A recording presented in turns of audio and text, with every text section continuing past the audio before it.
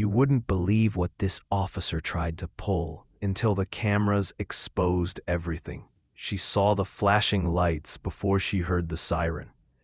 Just past 10:30 p.m. on a quiet stretch of Highway 23, 2 miles from her home in Macon, Georgia, Judge Marlene DuPont found herself staring into her rearview mirror. She had left the city's prestigious legal aid gala only 30 minutes prior, an evening meant to celebrate her 35 years in law, 25 of them as a Superior Court judge. The event had been a refined affair. Tuxedos, speeches, clinking champagne glasses. Marlene had worn a navy blue silk gown, her grandmother's silver brooch pinned delicately on her shoulder. But now, her heels sat discarded on the floorboard, swapped for comfortable flats. She was tired, but content. So when the red and blue lights glowed behind her, her pulse didn't spike, just fluttered. She signaled, pulled over, turned on the dome light, and reached for her license and registration. Her judicial ID sat openly on the seat beside her. Hands on the wheel, she waited. A sharp rap on the window shattered the quiet. She turned. Tall, rigid, early 40s. Close-cropped blonde hair, pale skin. His belt weighed heavy with gear, more than necessary. He didn't lean in, didn't introduce himself, didn't even ask for her documents. "Step out of the vehicle," he ordered. No explanation, no courtesy, just force. Marlene blinked. "Officer, may I ask why I'm being—" "Step out, now." The aggression in his voice left no room for doubt. She exhaled slowly. "Sir, I'm Judge Marlene DuPont of Bibb County Superior Court. I am not resisting, I didn't ask who you were," he snapped. "I gave a lawful order." He didn't flinch. Marlene hesitated, then unbuckled her seatbelt with controlled precision.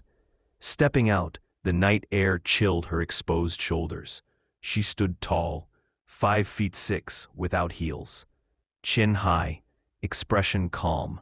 "Hands where I can see them," she complied. "Is there a problem?"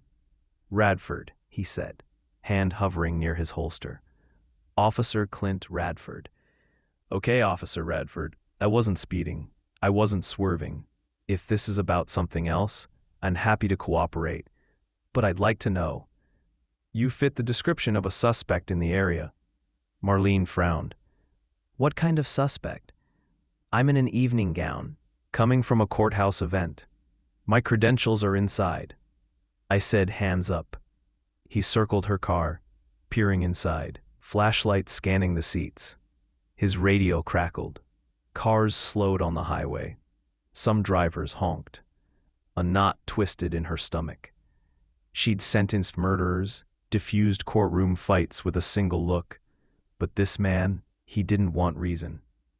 "Back up en route," he muttered into the radio. "For what?" she asked, voice louder now. "You haven't even asked for my ID." 5 feet away, his hand still hovered too close to his holster. "My ID is visible on the seat," she pressed. "Judicial credentials. You can verify my identity." Radford squinted. "I don't care who you say you are. I've had enough people lie to me. You could be anyone in a dress." Marlene's jaw tightened. "Officer, you are now being recorded." Across the street, 2 neighbors stood on their porch, phones raised. Radford's lips pressed thin. Instead of de-escalating, he radioed again. "Backup requested. Non-compliant female. Possible threat." Her heart pounded, but she knew if she panicked, he'd win. So she stood still, letting silence do the talking. Within 3 minutes, 2 more patrol cars arrived, lights flashing. One officer, young with nervous energy, glanced between them. "What's going on?" She refused to comply, Radford snapped. "Claims she's a judge." The young officer hesitated. "Ma'am, do you have ID?" "It's on my passenger seat. My judicial ID is visible." The third officer, a woman with dark brown hair pulled tight, peered inside. "Yep, that's a Superior Court ID. Name matches registration." Radford scoffed. "Anyone can print a fake badge." The female officer's jaw clenched.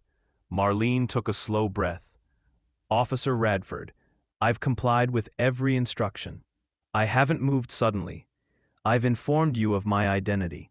Your behavior is aggressive and unjustified. Radford sneered. You don't decide how I do my job. More neighbors gathered. A man in a hoodie called out, She's a judge, man. What are y'all doing? Radford snapped toward him. Stay back. But the shouting didn't stop. A woman near Marlene's age yelled, That's Judge DuPont. Everybody around here knows her. Radford's right hand twitched toward his holster. Marlene's voice remained level. I am unarmed. I am not a threat. There is no lawful reason for this. The young cop murmured into his radio.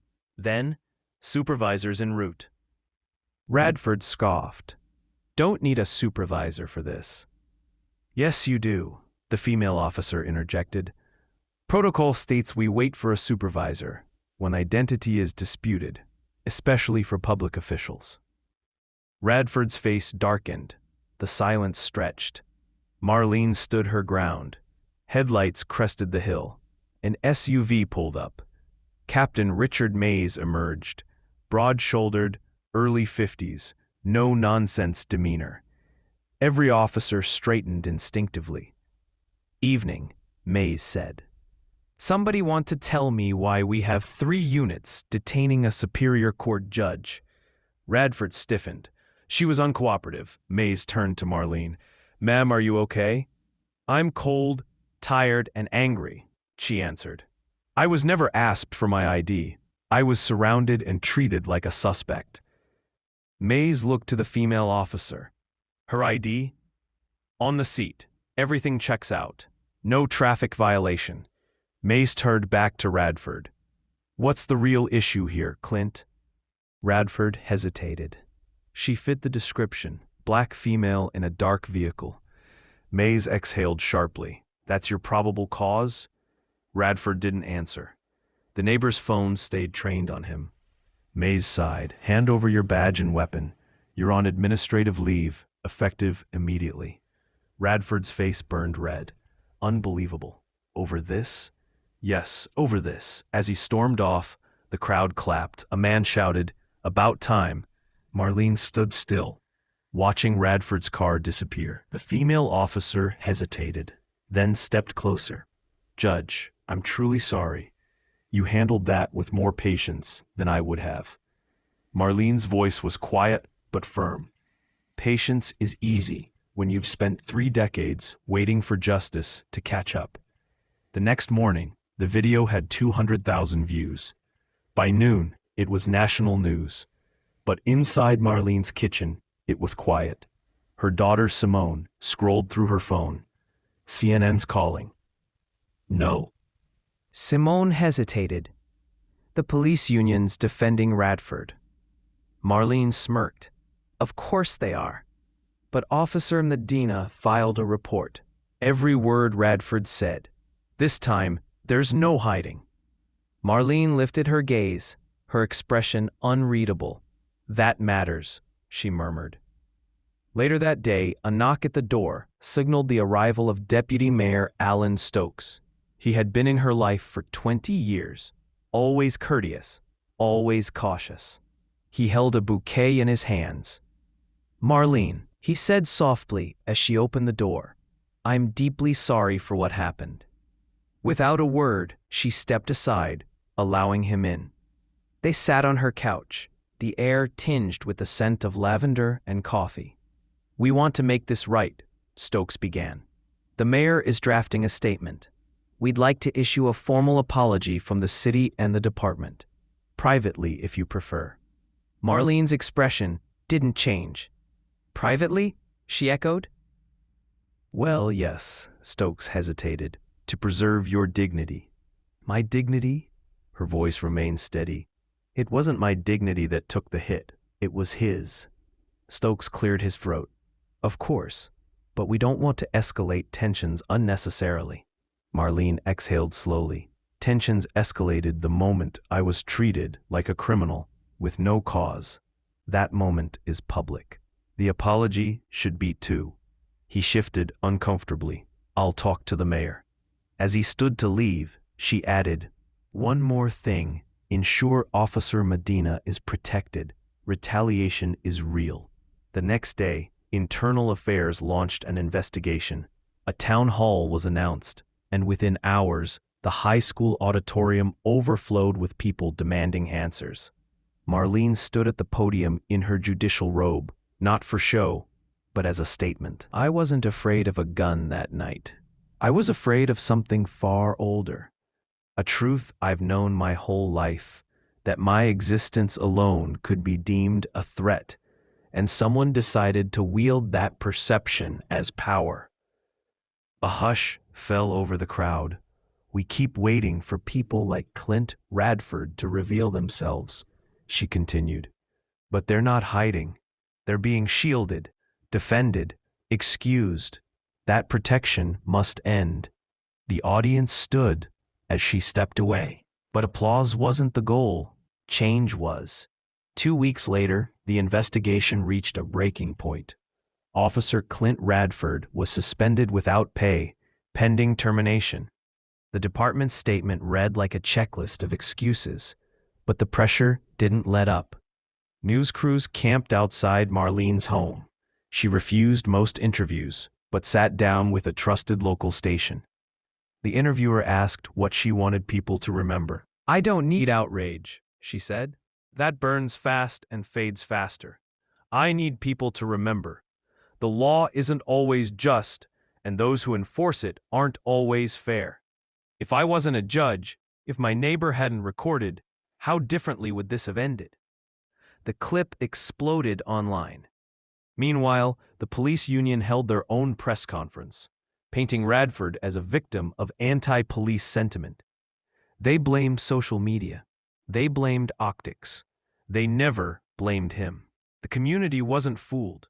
Protests sprang up outside City Hall, demanding body cam reforms, mental health evaluations for officers, and real bias training, not the kind that checked a box. Then came the leak no one expected. An anonymous source within the department revealed Radford had 3 prior excessive force complaints, all against black drivers. 2 were quietly settled. 1 was dismissed internally. None had reached the public. The city scrambled. The mayor called an emergency press conference. But the damage wasn't just reputational, it was institutional. Desperate to salvage his image, Radford appeared on a far-right podcast hosted by a former sheriff known for conspiracy theories. The episode targeted the true story of an innocent cop destroyed by woke culture. "She was aggressive from the start," Radford insisted. "She played the race card to ruin me. I lost everything." Public reaction fractured. Some called him a scapegoat. Others said he had finally exposed himself. Marlene didn't respond. She didn't need to. The city spoke for her.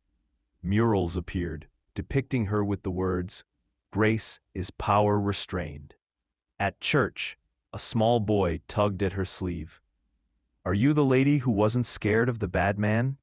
She smiled. Something like that. But the hardest part wasn't over. Public interest fades. Hashtags disappear. Laws, culture, those endure unless someone forces them to change. A month later, Internal Affairs released its report. Radford had violated multiple departmental protocols, from identification procedures to racial bias. He was fired. But then, something rare. The Civilian Review Board recommended a deeper probe into whether Radford had violated Marlene's civil rights. The district attorney took up the case. For the first time in decades, a former Macon police officer faced the possibility of prosecution. In the courtroom, Marlene sat in the second row, watching as Radford's lawyers argued he had acted within professional judgment. Officer Medina, however, didn't flinch.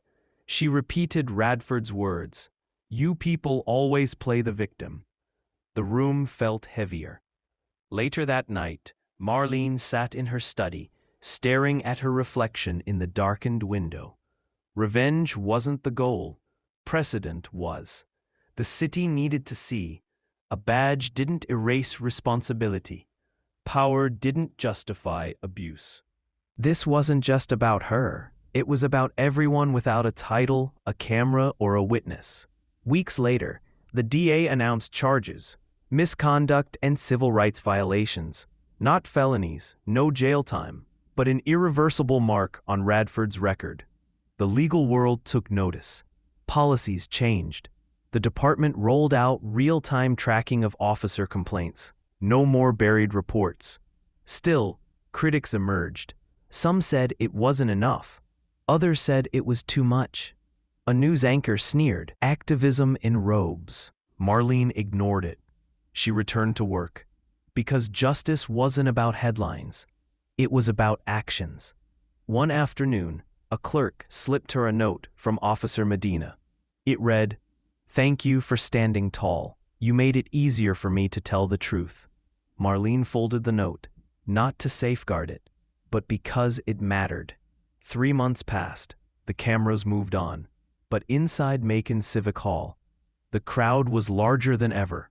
Marlene stepped onto the stage. "I've thought a lot about silence lately," she began. "How it protects the wrong people." The room stilled. For years, I believed if I worked hard, stayed calm, followed the law, I'd be safe. But that night, none of that mattered. To one man, I was just inconvenient, and he tried to reduce me to fear. She paused. Had I raised my voice, I'd be aggressive. Had I reached for my credentials the wrong way, I might not be standing here at all. Murmurs rippled through the crowd. Justice doesn't live in the courtroom. It lives in what we tolerate outside of it. And we don't need more outrage. We need courage. Heads nodded. Some wiped their eyes. Change isn't always loud.